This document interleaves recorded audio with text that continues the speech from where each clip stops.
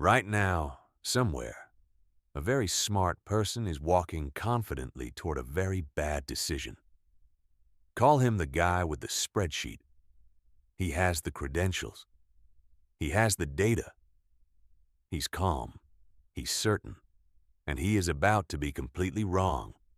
And not one person in the room is going to stop him, because the logic looks airtight, and everyone is nodding. Here's the unsettling part. You think you'd be the one who notices. You wouldn't. The guy with the spreadsheet is running 4 hidden programs that bend reality without ever telling him they're on. And so are you, right now, inside a decision you think you reasoned through cleanly. This isn't about stupid people. The smartest people fall hardest because intelligence doesn't switch the machinery off. It just builds better excuses for it. So here's the deal.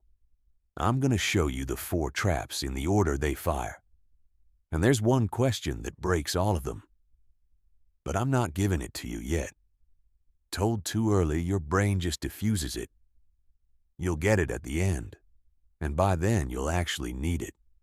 The first trap is already running on you. Watch. Trap 1 checks what everyone else is doing before it decides what's true. Picture it. You're shown 2 lines. The answer is dead obvious, but 5 people before you confidently say the wrong one out loud. So you say the wrong one too. That's not a hypothetical. That's roughly 75% of people in a real experiment, going along with an obvious lie at least once. Not because they couldn't see the answer, because their brain quietly weighed be correct against be alone, and being alone lost. That experiment was Solomon Ash's 1951, and the wiring it exposed is the same one firing the moment you almost disagreed in a meeting and didn't. For most of human history, the person who wandered off alone from the group didn't win an argument. They got eaten.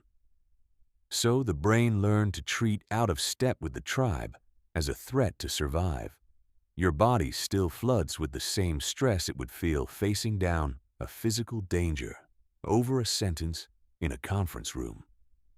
Translation: a chunk of what you call your opinion is a thermostat reading the room. Back to the guy with the spreadsheet. He's not lying. He just feels the group's confidence as truth. That's 1. Trap 2 bends reality toward whatever rewards you. Old line, never ask a barber whether you need a haircut. It's obvious about other people and invisible about ourselves. Here's the version that should scare you. Picture a specialist, a doctor, an analyst, a coach, doesn't matter, looking straight at the evidence and sincerely not seeing it, because seeing it would cost him his income, his status, or his sense of who he is. He's not corrupt. He's convinced. That's the dangerous kind, because the machinery doesn't feel like cheating from the inside. It feels like conviction. Think of the smartest person you personally know being completely articulately wrong about the one thing they had the most to lose by being right about. You didn't watch a liar. You watched a brain protect its owner and call it analysis. And the smarter you are, the worse this gets, because a high horsepower mind is a magnificent engine for generating reasons. Studies on motivated reasoning keep finding the same thing. More educated, more numerate people are often better at twisting data toward the answer they already wanted. Their intelligence isn't a brake, it's a getaway car. The guy with the spreadsheet didn't fake his numbers. His brain just made the flattering reading feel more true. That's 2. Trap 3 shows up after the belief is in, and it feels exactly like integrity. Watch what people actually do when they're proven wrong. They don't reverse. They double down. Here's why. Once he said it out loud, this is the right call. I'll stake my name on it. Backing out no longer means changing his mind. It means admitting the earlier version of him was a fool, and the brain protects your self-concept the way it protects your body. So it does something quietly insane. Instead of changing the decision, it changes the belief about the decision until the discomfort goes away. Psychologists have a name for that discomfort. You don't need the term. You've watched someone defend a sinking position with more energy than they ever spent choosing it. That's not stubbornness. That's the brain spending real effort to keep him the hero of his own story. The guy with the spreadsheet is now arguing harder, not because the evidence got stronger, but because retreat got more expensive. That's 3. Trap 4 is the quietest, and here's the part. Nobody says out loud, you cannot feel any of these running. There's no internal alarm. Bad judgment from the inside feels exactly like good judgment. That is the entire trap. By the time he's defending the decision, he isn't even gathering evidence neutrally anymore.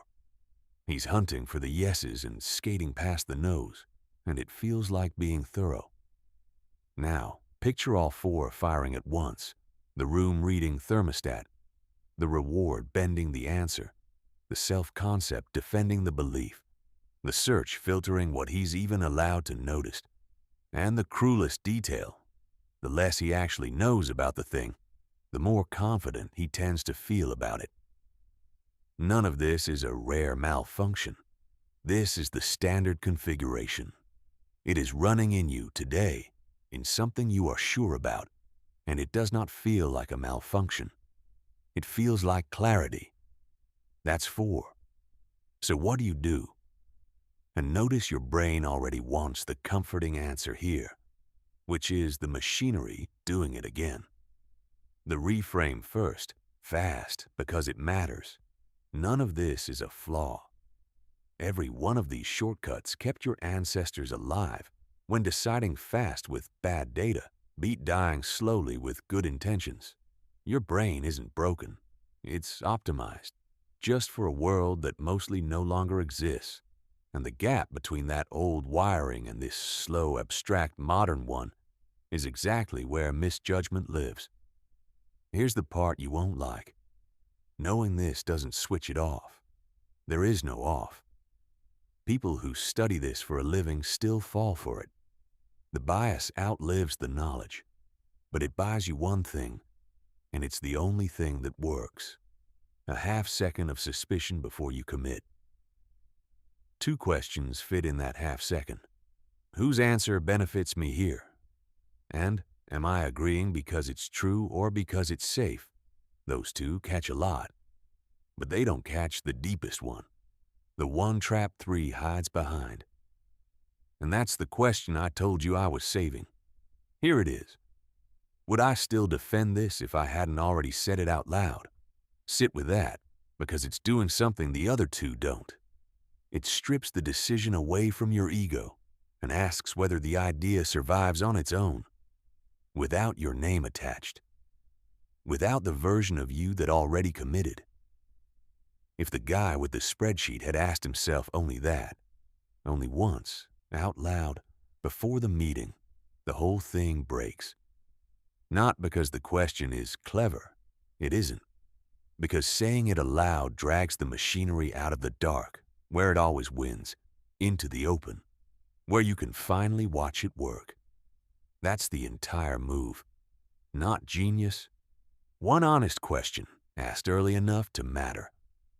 So you don't get to be the person without the biases. That person doesn't exist, and anyone certain he's that person is just the guy with the spreadsheet who hasn't met his decision yet.